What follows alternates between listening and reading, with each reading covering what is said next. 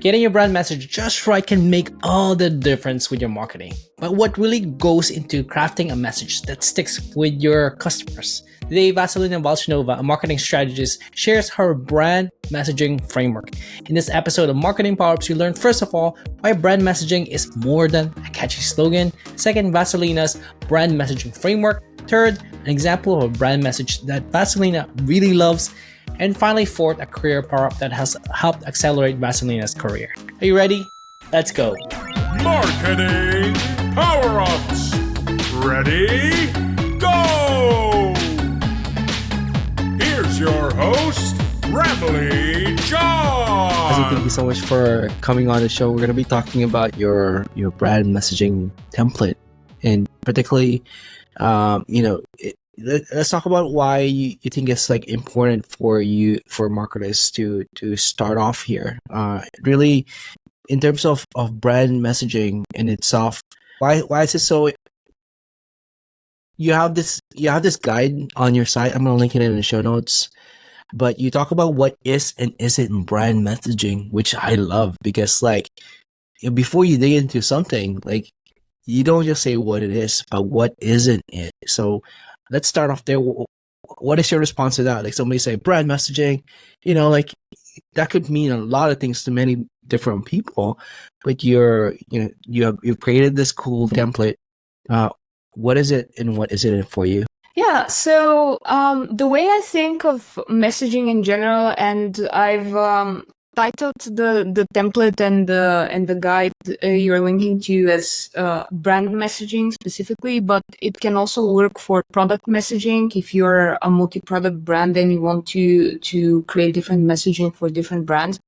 So essentially the way I think about messaging is that it's sort of this bridge. On the one hand side, you have your positioning, which is more the where are you competing in terms of like what market you're competing in, what are your competitors and how are you different compared to them, and what are you bringing to this very, very specific, very narrow target customer that you're trying to approach. Positioning is essentially like the philosophy behind the brand or the product. Okay. On the other hand side, you have your typical copywriting, which is the words you have on the page itself or in the sales deck or whatever you're using to approach your customers. So this is already like the very narrow and specific wording you're actually using. And messaging sort of falls in between these two and bridges them because it's not so much about how you're saying things as with copywriting, but it's more about what you want to say. So what are these 4 or 5 different key messages, as it were, that you want to stay in the mind of your customer once they've seen your page or they've left the sales demo or whatever it is.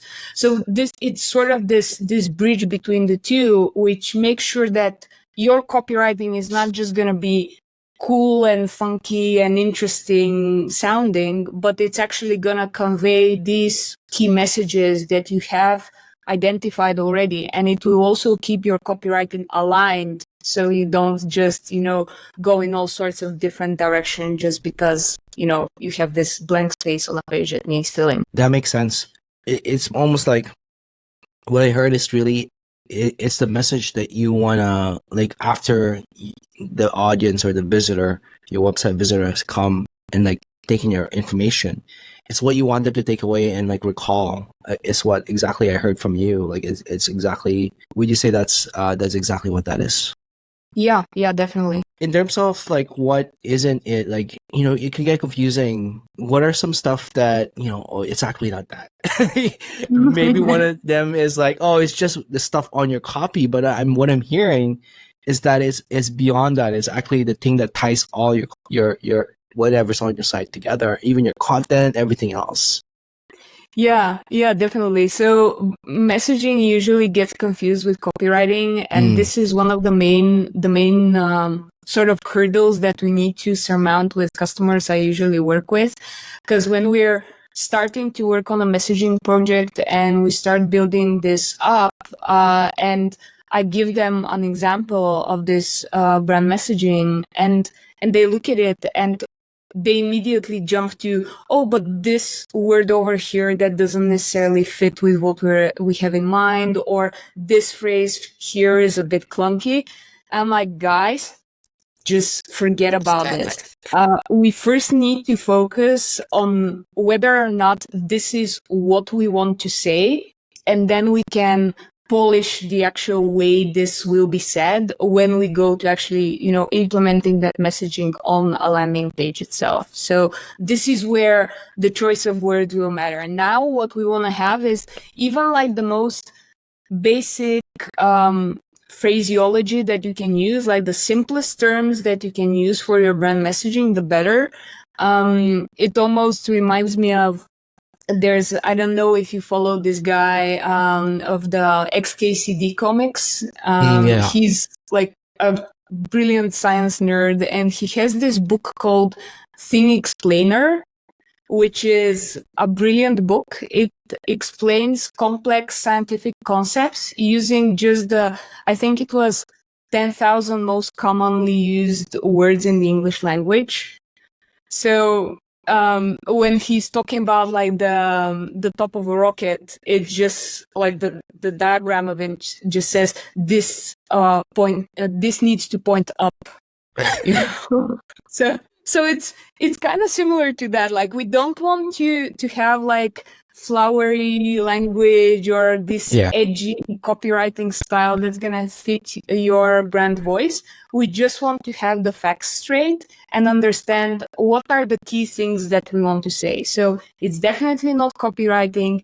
It's not like a short slogan that you're gonna put at the top of a landing page or at the end of an ad. And it's also not your brand's mission or vision. Messaging needs to be about what the customer is getting from you now, rather than what your investors bought in when you presented your general idea of your product. Like, it's not about the 10, 15, 20-year plan. It's about what's happening. Like that. I think it's really about, what is the value, what is the benefit that they're getting right now compared to what they were doing previously. I guess that leads to your brand messaging framework. You listed out on that page that before you fill out that template, there's like some key elements that the marketers need to have: the customer's desire and also the competitor's promise. And you're really like trying to understand what is it they're getting at that moment by those two things, would you say? Yeah. So in order to create that messaging, you really need to understand why customers are interested in your product. And I really love the way, for example, April Dunford talks about positioning in that same sense. Like, she says, I wouldn't start a positioning project with a company until they've had a bunch of successful clients to learn from. And it's sort of the same with messaging. You need to have these, you first need to have your some initial traction. At least you need to have your idea validated, and then you need to have customers to learn from.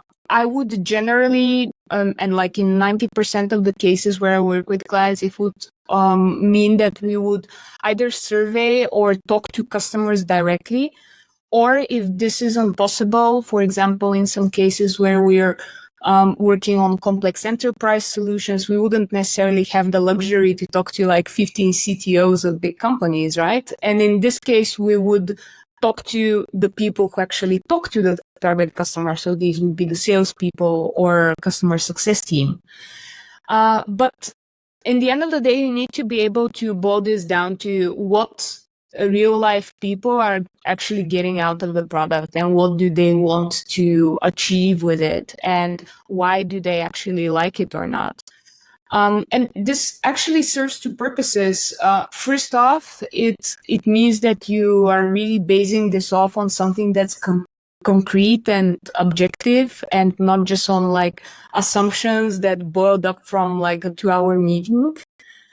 And Like that. then also for me as an external consultant, it also means that when I present the brand messaging to the client, I can also say, this isn't just, my opinion, man. Like it's something that came Right. out of real discussions, and it's based on what customers are actually saying or what they have said to your team. So it also facilitates that buying within the company, because sometimes the founders would be looking at the long-term vision, and when they don't see that reflected in the messaging, they will feel almost cheated from this Yeah. project. They'll be like, oh, but you're dumbing down the idea that we have. Like you're making it sound like so much less than what we want it to be in the future. I'm like, no, like people want to know what you're giving them now rather than what you plan to give them in the future, and having that, again, bring this back to your original question, having that clear understanding why customers are coming to you for a solution means that you can much more easily convince new people to actually try your solution as well. Yeah. It's essentially like trying to find out what's working with your best customers so that you can repeat that same ingredient or process or recipe so that you can get more of that same customer over and over again, and really understanding that itself. That's super cool. Thank you for sharing that. Let's jump into your template, the brand messaging framework. What are some elements that you need? You shared a few elements there as people fill that out. Can you talk about some of the elements that's involved in the framework? So what we have in the framework are some parts that are more or less, or rather will always be for internal purposes only. And this is where your market category frame of reference comes in. So what market are you competing in, essentially, and the competitive alternatives that people usually look at and how you can differentiate from them when it comes to a specific, potential customer discussion, or even like if you're not, if you don't have a sales team where you talk to a customer directly, you may want to have that reflected in some shape or form on the site. And these two sort of elements, they come from April Dunford's positioning framework. So it's nothing that I can take credit for, but I really feel that it's helpful to have that concept of what's the market we're competing in. And sometimes it feels that this is so basic that we don't want to think about it, or even like don't feel that it's worth mentioning. But oftentimes it would require an additional discussion. For example, I'm currently working with a client where we have this discussion on how to name the thing that they're selling. And I'm under NDA, so I'll need to keep this very, very high level. But essentially, they have a vision of what they want to bring into the market and how that's different. And at the same time, when we were doing the research, we were hearing different words from their existing customers. So what we ended up doing is, in the market category frame of reference, in the format, we typed in the actual phrase that customers are using to look for a solution in this moment, and by extension coming to them through this same key phrase. And what came out of it was that, we want to position this in a bit of a different way, or rather we want to talk how we build up on top of that existing category, but we need to start with that existing category, and we need to acknowledge that this is what people are actually looking for. And you can't just, go about saying what you want to say. You need to listen to what people are looking for and what are the answers they're looking for, really. I like that. And that's important because sometimes maybe it's marketers, maybe it's the founders, they try to make up a new word or a new category so that they're like, oh, we're the best here. But it just creates confusion in people's mind. I remember, I'm trying to think of a term right now that's made up. It's like, wow, I don't understand what that means. Like revenue acceleration platform. I remember seeing that one time, and I don't want to call the company out because I don't remember it. But I remember just like, what is that? I understand accelerating revenue, but like, what the heck? Yeah, exactly. And oh, just don't get me started on category creation. I think this trend has like subsided a bit now, but after, like I feel that no, conference or the webinar or podcast I looked at or listened to in the past bunch of years could go without mentioning drift and the way they did conversational marketing, and everyone was trying to do that. But at the end of the day, if you're confusing the customer, then it's just like not in anyone's, and no one is standing to gain from this. And I just recently read the original positioning book by Al Rees and Jack Trout. And one thing that struck sort of a chord with me was the fact that they say this is all about creating meaning from connections that are already in the mind of your customer. And the biggest issue we usually face is that this is about simplifying things down to what's already in the mind of the customer. And as human beings, we feel that something that's simple is too simplistic, and we crave some complexity, or we want to add complexity to it. And this is exactly what positioning is not about. And it's in the same vein of thought, messaging is not about, confusing your reader into like believing that there's a new category. It's about telling them, oh, we're actually in this category you're already looking for, but we're better in this and that way compared to the alternatives that are out there. That's such a powerful thing you just said there. I think often maybe, we think that the way we sell is making it sound like we're smarter. That is important. But like there's a point where you sounding smart becomes confusing. I was like, I have no idea. You have to speak. And this is why I love this process that you're talking about. It's like you using the words of your customer rather than using words that you wish that you use so that you can sound like that you're making up something new, that you're cutting edge or something like that. But it's essentially like, hey, what do your customers already use? Talk about how do they describe your product and what is the value that they're talking about there. So that's important for you to say it that way. You shared that example with that particular product. Is there any other examples that you can share? Barring the obviously there's NDA that potentially you might have, but if you this filled out for a company. I think that the one thing that almost always comes up is when we're looking at the alternatives, which is actually the next component of the framework. I feel that when we start initially discussing alternatives, first off, there's going to be 20 different brand names that people just throw at the wall. And then the other common scenario would be to just focus on direct competitors alone. And what I usually try to do is sort of expand that understanding of what an alternative actually is, because it's not about just another tool or another platform. It can be even just, doing nothing about this problem that your solution is solving. Maybe some customers are fine with, feeling that constant searing pain that in your mind should drive them to try your product, but maybe they just don't see it that way. Or the other case could be, we're just gonna throw warm bodies at the problem and we're gonna hire more people to actually do this thing the hard way. And this is an alternative to doing it the easy way with your solution. And the third one in that category that always comes up is just using something that's already existing and that's already out there. And in this case, an example that comes up, before going freelance, I was an in-house marketer for a resume building app.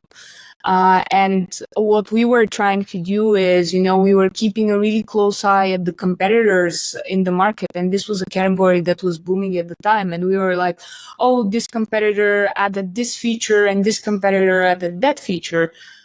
But at the same time, what came out of customer interviews and of, surveys we were doing during onboarding, it turned out that like literally 95% of people were just using Microsoft Word to do their resumes. So it wasn't about showing people we're better than all the other, specialized resume builders out there. It's about showing people that we're better than Microsoft Word. It's so good. I was like, oh, we're better than Microsoft Word. And that's probably an easier comparison because people understand Microsoft Word. They've used it for the resume. And it's like now you can tailor a message around that rather than, oh, look at X, Y, and Z. You might actually be pushing them to try those other ones out, or they're already looking at it rather than, making sure that you're communicating how you're better than Microsoft Word itself. Yeah, exactly. That makes sense. So you got the alternatives there. And then in terms of the other elements, what are some of the other elements in that framework? Yeah, so there's two other components to the framework. One is the overall brand messaging or product messaging, but that's actually the result of the final fourth component, which are the key pillars. I'm calling this key pillars, and it's similar to what some people call benefits or value, or even sometimes it gets a bit conflated with desired outcomes for the customer. So there's a lot of wording out there in the marketing world because we as marketers love to complicate our lives, and we don't have like standardized language around anything. But what I mean when I'm talking about key pillars is a combination of different, this can be features, it can be your business practices, your pricing or business model. It can be a bunch of different elements that come together to provide some type of value for the customer. And I know that's very high level, so I can give you an example here. If we're thinking about Slack, let's say, their whole messaging currently is about increasing speed. And this happens in a bunch of different ways. On the one hand side, it's increasing speed by bringing all the information together.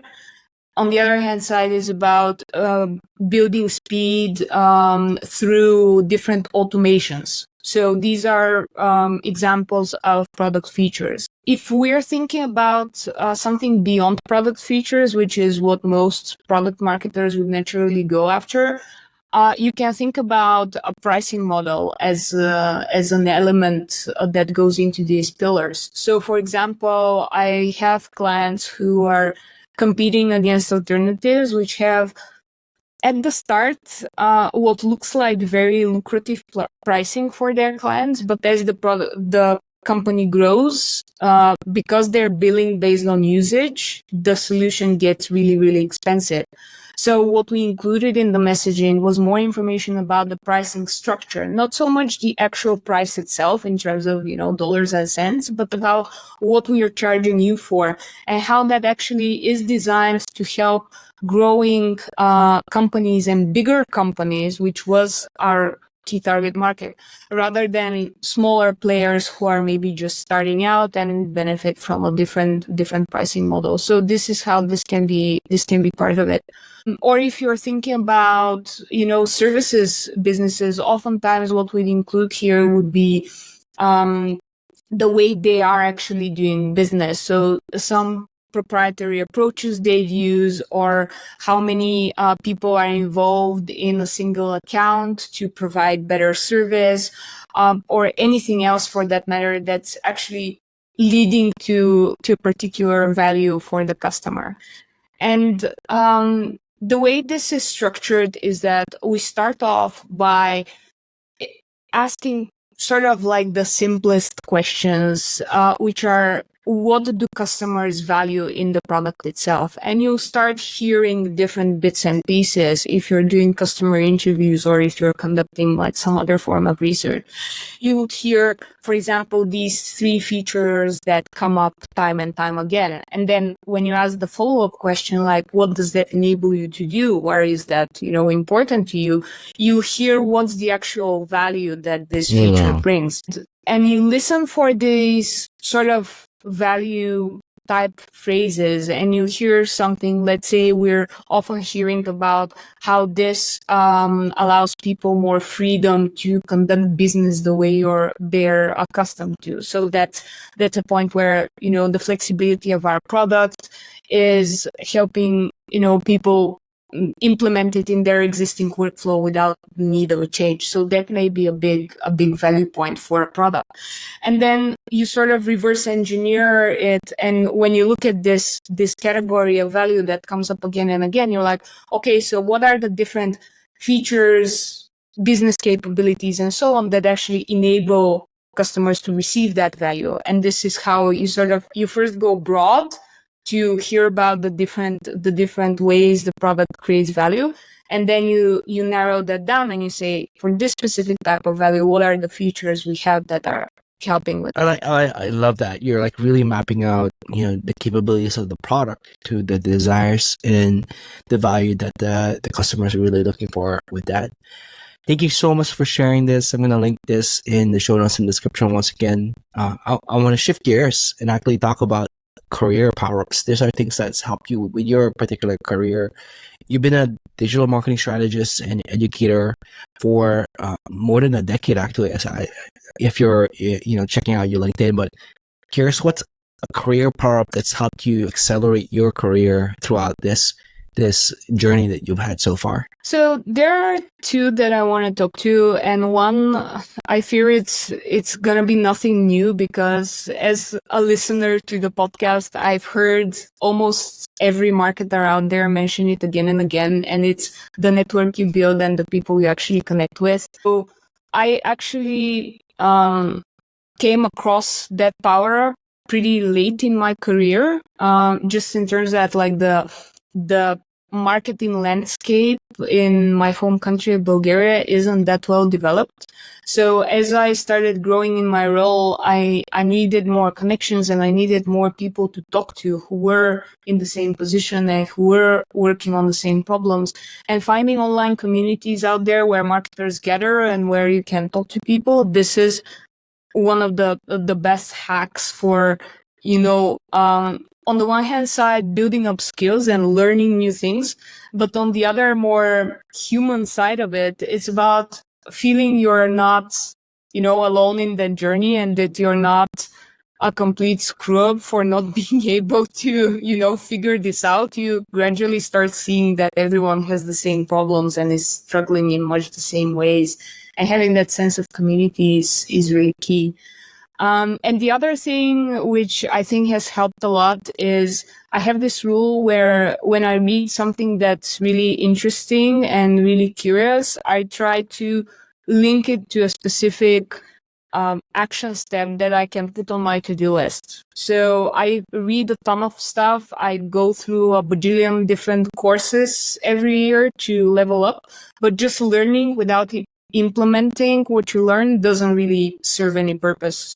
Anytime I'd read something curious or find practice that I haven't tested before, I'm going to figure out a way to actually do it in real life and try to learn by doing rather than just, consuming content. I love that. That's really, the first one resonates with me so much. The power of community and like connecting with folks. And this is why, that's the reason why I'm here. There's a lot of people that's helped me get to where I am today. So appreciate you sharing that. That's actually how we met. I'm not sure, I actually come across your work previously. A lot of my book in product-led onboarding, this part there about jobs to be done. I came across your article around this. So Vasi, I'm not sure. I think I messaged to you on LinkedIn once, but like that part was inspired by your writing. And we met at Caitlin Burgoyne and Neil O'Grady's course. I think I saw you. It's like, oh, I know that person's, I know that name. I've seen that. Actually, I'm not sure if you know, but there's a few links that in product-led onboarding that goes to that specific article. I mentioned that there. So yeah, I'm gonna link it in the show notes. For people who are not familiar with that jobs to be done article, interview, jobs to be done style interview that you have yourself. That's great. Yeah, I'm 100% in love with jobs to be done as an approach. And it's basically in some shape or form present in any customer research I do. So yeah, big thumbs up there. And again, like it's so great to finally, see each other face to face after, being on the course together, Right. then exchanging messages. I've been following the podcast for a really long while. So yeah. Awesome. One final question. Where can people find out more about you and your work? I'm going to link your website, that brand messaging template and framework, your LinkedIn. I think, that's probably where you want to send them as well. Is there anywhere else you want people to go to check out your work online? Yeah, LinkedIn is the best place to connect with me. And if you do, just shoot me a message that you listen to this podcast, what you liked and what you didn't like about it. And yeah, other than my site and LinkedIn, I have a newsletter which I try to keep up to a regular, schedule. And every week I send out 5 resources that I've come across during the week that I think will help marketers and anyone interested in implementing marketing practices in their work. So if you guys are curious, just head to my website and you'll also see the newsletter section there too. If you enjoyed this episode, you'd love the Marketing Powerups newsletter. I share the actionable takeaways and break down the frameworks of world-class marketers. Go to marketingpowerups.com to subscribe, and you'll instantly unlock the 3 best frameworks that top marketers use to hit their KPIs consistently and wow their colleagues. I want to say thank you to you for listening, and please like and follow Marketing Powerups on YouTube, Apple Podcasts, and Spotify. If you're feeling extra generous, kindly leave a review on Apple Podcasts and Spotify, and leave a comment on YouTube. It goes a long way in others finding out about Marketing Powerups. Thanks to Mary Sullivan for creating the artwork and design, and thank you to Faisal Kaigo for editing the intro video. And of course, thank you for listening. That's all for now. Have a powered up day. Marketing Power-Ups. Until the next episode,